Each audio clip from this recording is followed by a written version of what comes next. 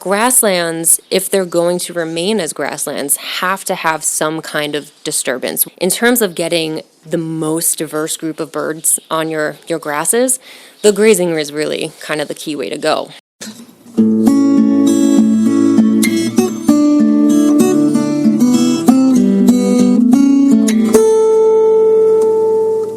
Welcome to the 370th installment of Ear to the Ground, the Land Stewardship Project's podcast on family farming, regenerative agriculture, community food systems, and local democracy.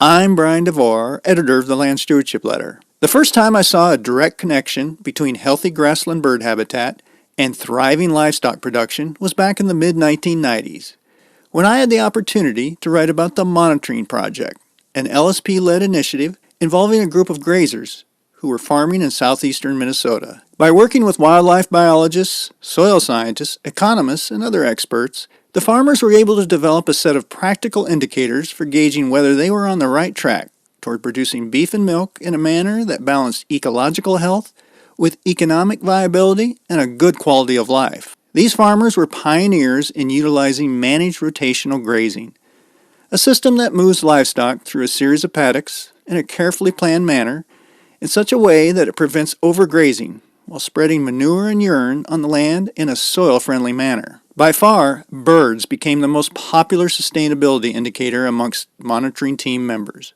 During pasture walks and other gatherings, farmers would excitedly share their sightings of bobolinks, meadowlarks, bluebirds, and other species that are extremely dependent on the presence of healthy, diverse, grass-based habitats. It turns out that there was a direct link between the presence of these avian critters and how much good forage was present in the farmers' grazing paddocks. And that meant there was a direct link between birds and beef, for example. More grassland birds equals more perennial forage, and that, in turn, translates into higher productivity for the animals being grazed on that farm. Over the years, I've had other opportunities to get a glimpse at how this blending of the wild and the domesticated can be a win-win for farmers and the environment. In northeastern Iowa, I witnessed a friendly competition between Dan and Phil Specht, farming brothers who vied to see whose grazing paddocks could attract the most bobolinks. In west central Minnesota, Loretta and Martin Jouse described to me how the number of bird species sighted on their dairy farm jumped from around a dozen to over 200 as they increased their focus on diversity, rotational grazing, and establishment of habitat. Traditionally, wildlife ecologists have had a negative view of the relationship between birds and working farmland. For good reason. Overgrazing, for example, can have a devastating impact on nesting success. However, there's no doubt that the work of the monitoring team, along with farmers like the Spechts and Jouses, has played a major role in changing how wildlife ecologists view working farmland. As regenerative farmers receive more attention for blurring the boundaries between ecology and agriculture, members of the environmental community are coming to have a greater appreciation for the role rotational grazing of livestock can play in supporting healthy bird habitat. And getting such support is critical. After all, during the past 50 years, grassland birds have seen the steepest population declines of any other type of North American bird. The cause is pretty clear-cut. Prairies, pastures, and other grassland habitats have been methodically plowed up, paved, and otherwise pummeled into oblivion. Here in the Midwest, if we are to bring back any of that grassland habitat, we need to find a way to make growing perennial forages a viable and profitable way to farm. That's why I was thrilled to learn recently about what one environmental organization is doing to help farmers and ranchers get paid in the marketplace for undertaking what's called regenerative or conservation grazing. The National Audubon Society's Conservation Ranching Program certifies livestock producers who are utilizing managed grazing systems that are considered bird-friendly. In other words, they're rotating the animals in a way that they are contributing to a diverse mosaic of grasses and forbs. In April, I ran into Kristen Zumo, a grassland ecologist with Audubon out of its Upper Mississippi River office.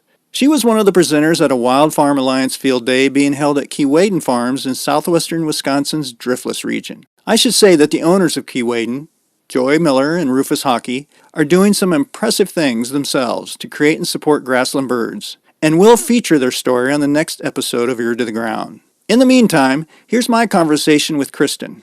During our talk, she described the Audubon Conservation Ranching Program and why well-managed grazing, has emerged as such an important tool for, as she puts it, bending the bird curve. So, Kristen, we just had a really great field day here at Keewatin Farm with Rufus and Joy, where they showed us some of the things that they've been doing to kind of blend the wild and the tame on their farm a little bit, and they talked really passionately about how they have become really enamored of bird habitat on their farm, and that was the focus of the field day. We did a nice walk through the farm and looked at some of the nest boxes they have, saw some bluebirds, saw some other grassland species. You had talked a little bit about a program that the Audubon Society has set up. I've heard about this before, but I think it's really interesting, and it sounds like it's something that has maybe been based more in the western part of the United States, but we're trying to maybe bring that here to the Midwest a little bit more. Can you talk a little bit about this program and what you're doing with it a little bit? Just describe what it is. Yeah, so Audubon has, it's called the Conservation Ranching Program, and it started in Missouri about 2016, 2017, and then went west. Oh, okay. So it's been very heavily focused out west, and in 2023, they hired on 2 ecologists, myself and one other here in Wisconsin, to bring it here to Minnesota, Wisconsin, and now we're even expanding into Iowa a bit. But the Conservation Ranching Program is Audubon's market-based approach to creating grassland bird habitat. We are working with grazing landowners. Right now, it's primarily beef and bison landowners to work with them and create bird habitat, grassland bird habitat, through grazing operations. Grassland birds are the steepest declining group of birds in North America. We've lost about 53% of them in the last 50 years, compared to some other groups that have lost maybe 20 to 25%. So 53% is a pretty steep decline. And so Audubon kind of got involved because they were looking at it from the perspective of, well, what do we do? How do we fix this? How do we, as Audubon likes to say, bend the bird curve, and bring them back. In order to do that, most grasslands in North America are actually privately held, or they are leased. So any of the federal lands are very often leased for private use for grazing operations. And so if we're going to do anything, if we're going to bend that bird curve, we had to kind of create a program that was going to work with those grazing landowners in order to do so. So, describe the details of what exactly you guys are doing with this program. How somebody signs up for it, and then what happens after that? Yeah, so if somebody's interested in the program, it is a certification, so it's kind of similar to, it's a label that they would get on their product. That is the end outcome of it, of their beef and bison product. But what's different about it is that we're not certifying necessarily the beef or the meat product, where even though the label goes on it, we're actually certifying the habitat that beef and bison are being raised on. So we work with the landowners if they're interested in it, and my primary role is to create a habitat management plan that's going to incorporate their rotational grazing operation and some goals for the future that'll work towards creating better and more grassland bird habitat. What are some of the things you're looking for? What is it you're trying to promote in there? You say rotational grazing, but it's more than that, right? What is it you're really trying to get them to be doing on some of these to get that certification? Yeah, so for that, we're looking at how the rotations are being put into play. So how many animals they have, how often they're moving them, the size of the paddocks, and kind of what residual is being left behind. Residual is kind of a really big part of it, because in order for grassland birds to have enough habitat, there has to be enough vegetation for them there. Grassland birds are, everybody thinks, if there's grass, then that grassland bird will probably be happy. But there's such a diverse amount of grassland bird species out there. Everything from the horned larks and vesper sparrows that we have around here that really like more bare ground and very low vegetation, all the way to the things like eastern meadowlarks and bobolinks and Henslow sparrows that want much more tall, dense kind of vegetation. And working with these grazing landowners, we're able to kind of look at their operation and see how we can rotate their cattle in the way that's going to create this mosaic of habitat for all of those species. So as they're moving their animals across the land, they can create some of this low habitat in the paddocks that maybe they're using right now, and maybe cut down a little bit lower with that grazing, maybe leave 4 to 6 inches or so of residual. Or in other paddocks, they can be leaving, 8 to 10 inches of residual. But the most important thing that we're actually finding with grassland birds is that they they don't just want to have the grass there, there's a certain structure type that they want as well. And grazing animals like cattle and like bison, they create that structural diversity in that area as opposed to just like having, a certain height of grass. They kind of pick here at some plants, they kind of pick there at some plants, and then they'll move along. And that kind of diversity in the structure is really what the birds are looking for. So that's what we're working with landowners to create. So let's see if I can remember, if I can say this word and remember it correctly. Is this what I've heard people term heterogeneity? Heterogeneity. Yeah. Heterogeneity. Heterogeneity. Yes. Is that what that is? Yeah, so we like using mosaic of habitats because it's easier to say. Okay, I gotta stick with that then. But yes, so basically the heterogeneity is creating a whole bunch of different types of structures within the same landscape. So it's making as many species happy as possible. You called this a kind of a certification that can help them in the marketplace. How does that work? How are ranchers and farmers able to use that then to maybe get a higher price for raising livestock in a regenerative manner? Yeah, so right now we don't have the data to show a higher price in the market, but we call it a market-based program because what we're looking at is trying to get consumers and in the last decade or so, there's really been this high drive from consumers to really understand where their food is coming from a bit more. And so we're utilizing that drive to highlight that certain products are being created in a way that is really environmentally sound. And so the label that we're putting on there is basically saying this beef, this bison, whatever this meat product was raised in a way that is supporting the environment and supporting grassland birds. And so the protocols that we have in the program that lead to certification have 3 different pillars kind of as a part of them. We have our habitat management plan, which is the plan that I write with each individual landowner. We have the animal health and welfare side of it, so we have certain standards that they have to meet to make sure that the animals are being taken care of. And then we have an environmental sustainability pillar as well, which goes into the, lessening erosion, using less insecticides or herbicides, protecting the water quality and soils and stuff like that. So that's where it's coming from in terms of the encouraging the consumer to then look at that label and be like, I know this is protecting the land and I want to support that, so I'm going to buy this product. And that therefore then goes and encourages the landowner to continue doing that kind of work. Do you have some numbers on how many producers you're working with and how many acres? Is there some rough idea of how much of a landscape impact we're having so far? Yeah, so across the country, I think one of our most recent reports is about just under 3 million acres across the country so far. Because we've only been in the upper Midwest, so in Minnesota and Wisconsin for about 2 years, I think we are probably totaling around 10,000 acres or so right now. There's a lot of landowners in the works. I know my counterpart here in Wisconsin, he's got 35 people on the list waiting to go through the program. I've got a bunch of people over in Minnesota that are waiting to go through the program, so it's a pretty significant amount of interest we've had so far, which is fantastic, which is why we're trying to get more staff on board. It takes boots on the ground. Oh, it definitely takes boots on the ground. So we're hoping to get some more boots on the ground and try to work with some of the folks that are on our waiting list and waiting for us to come on out. Going back a little bit to the certification and trying to get rewarded in the marketplace. So I guess I'm foreseeing a farmer or a rancher using this in terms of they have this certification.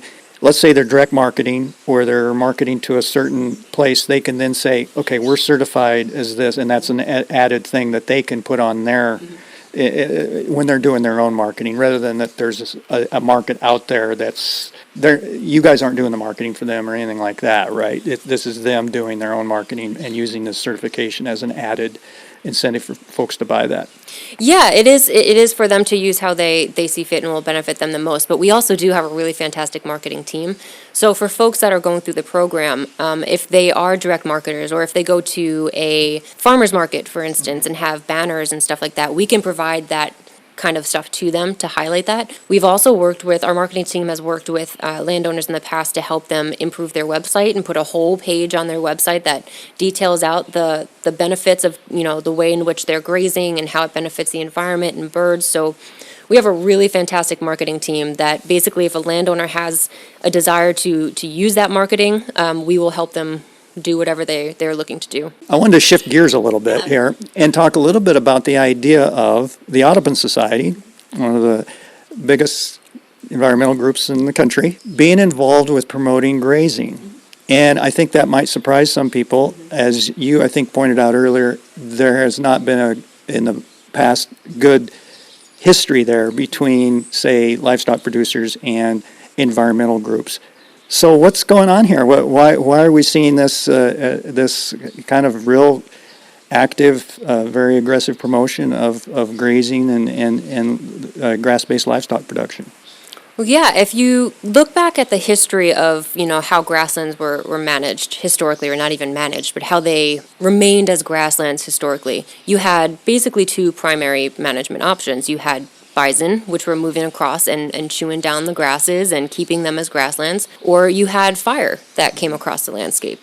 And we've kind of changed gears over, the last century or so and restricted a lot of that stuff. But grasslands, if they're going to remain as grasslands, have to have some kind of disturbance, whether it be that grazing or that fire.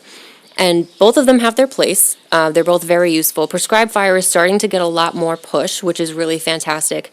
But when you do a prescribed burn across a landscape, you are taking off all of the grassland structure. So you're taking off all of the vegetation for a brief period of time. And that vegetation, as it grows back, kind of grows up at that same level. So it's maintaining that one structural level. But when you have grazing going across the landscape, when you have cattle going across the landscape, especially if you're rotating them in a way that creates that diversity, that, low grass here, medium here, tall over here, the way in which cattle graze and they pick and choose different areas and things, it creates more of a structural diversity in that grassland.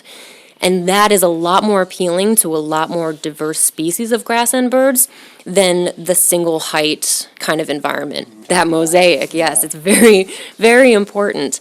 And so you just can't get that any other way than grazing in the landscape.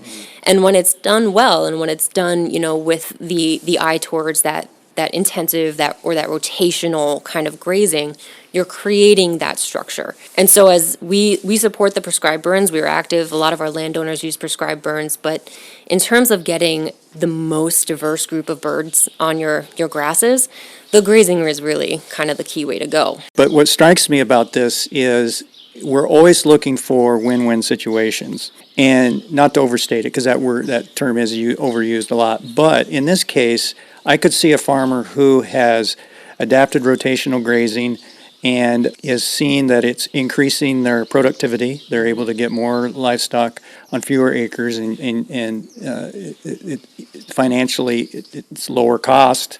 Animals are healthier, that kind of thing. That maybe they start to see a connection between, if that pasture that they're managing is got good grassland, good forage growth, a lot of good forbs, that kind of thing, good diversity, and it's good for their livestock. They're also then noting certain birds, and they're connecting birds as an indicator of, what's good for the birds is good for my livestock. Am I going too far on that? I mean, is that a good connection there?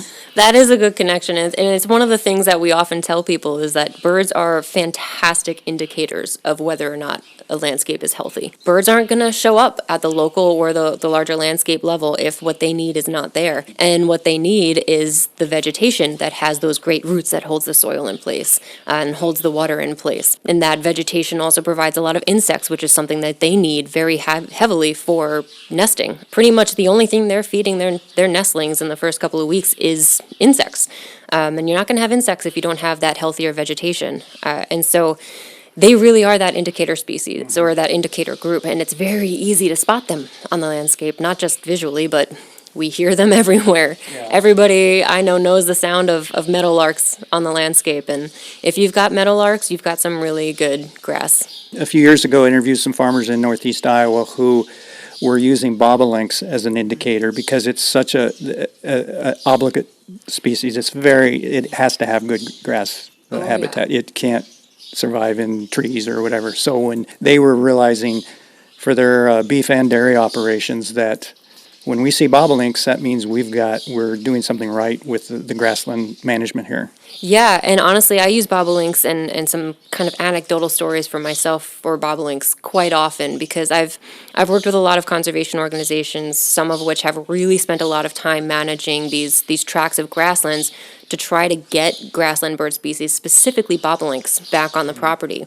But their primary way to manage the land has been prescribed fire or, cutting down the shrubs that are kind of encroaching in and things like that. They don't use grazing, and they don't have any bobolinks. So anecdotally for me, I'm always saying if you don't graze your landscape, you're going to probably eventually lose the bobolinks. And I have no, scientific data and research to back it, but from what I've seen, a lot of the places that have bobolinks are the ones that are grazing. Yeah, one of the things that struck me that you said during the bird walk and during the presentations here today was the attraction for the Audubon Society is, yes, it's good for habitat and good for the birds that we're trying to protect and promote and all of that. But that this particular practice, this particular management system is also good for farmers. That you were able to make that connection there. Oh yeah, it's really, really good for farmers. Rotational grazing is just, there's so many benefits, and I've worked with a lot of landowners they've been able to increase the number of cattle that they have on their land because of the rotational grazing. Because as you're moving cattle through a landscape in these different paddocks, they're constantly getting fresh nutrition, fresh grass each time they're moved. And when they do that, that grass behind them then gets a lot of rest period. A lot of them have 30 to 60 days of rest before the cattle come back to that, and it allows that grass to really grow and get all like those fresh nutrients back. But the cattle, because they're constantly getting fresh nutrition, they're putting on a lot more weight. And there's certain landowners that have been able to add more cattle to their operation because of that rotation, which a lot of people think that they must have to cut back on the amount of cattle that they have because now they have to put them in smaller areas. Yeah. It's just not necessarily the case. They also don't have to have as many, they have much cheaper vet bills. I have some folks who they're just like, the only time I see the vet is when they have to tag them after birth, or if we're going through the artificial insemination process, and they're for the rest of the year we don't see the vet. And then the other inputs in terms of like fertilizer and pesticides and insecticides and stuff, they don't have to put all of that out there. And then the rotations themselves, there's often a kind of like this myth that it takes a lot more time to do rotational cattle. But in order to move them once a day, it takes maybe 15 to 30 minutes. And that's a lot less time than having to go out and plant a ton of fields and spray a bunch of times and spread manure a bunch of times. The cattle are doing that themselves. They're spreading the manure as they're walking around. So it saves the landowner a lot of money, and it puts a lot of nutrients back into their soils, and it takes care of their land, and it protects their land from erosion, and there's a lot of benefits. And it gives them an incentive to keep that land covered in perennial cover. Oh, yeah. I mean, they're like, okay, maybe plowing up to corn and beans doesn't have to be the only financial option that I have out there. Yeah, there's a lot more options out there, and I think as I've been doing a lot of these events and going to a lot of pasture walks and such, and there's a lot of desire out there to learn more and to try some new things, and I think that's really great. Besides the ecological benefits and the financial benefits for the farmer, are you, with working with some of these producers, are you seeing, I guess maybe for want of a better term, a peace of mind or a psychological benefit where these farmers maybe learn more about what's on their land and what kind of habitat it can provide, and they hear the birds and see the birds and go, oh, I don't know, it makes maybe farming a little funner for them?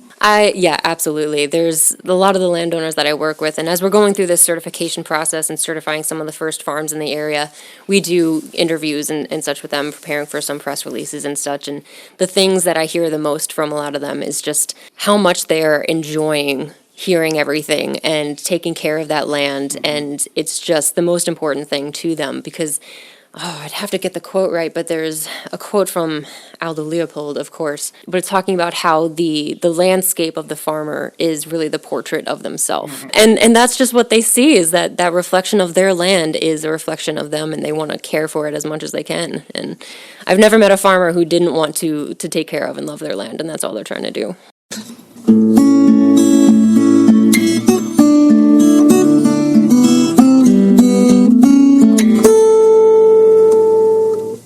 As I mentioned earlier, the next Ear to the Ground episode would describe what Keewaydin Farms is doing to integrate bird habitat into their vegetable and livestock operation. For information related to blending wildlife and working farmland, including a link to Audubon's conservation ranching program, See the podcast page for Ear to the Ground episode 370 at landstewardshipproject.org. If you have comments or suggestions about this podcast, contact Brian DeVore at bdevore@landstewardshipproject.org, or you can call 612-816-9342. By the way, it helps us greatly if you can give Ear to the Ground a rating on whatever podcast platform you utilize. And word of mouth is the best way to spread the news about our podcast. If you like what you hear, tell at least one person about LSP's Ear to the Ground. Thanks to Laura Borgendale, a Western Minnesota musician, for Ear to the Ground's theme music. And a special thank you to all of Land Stewardship Project's members who make initiatives such as this podcast possible. If you're not a member, visit landstewardshipproject.org to learn how you can support LSP. Thanks for listening.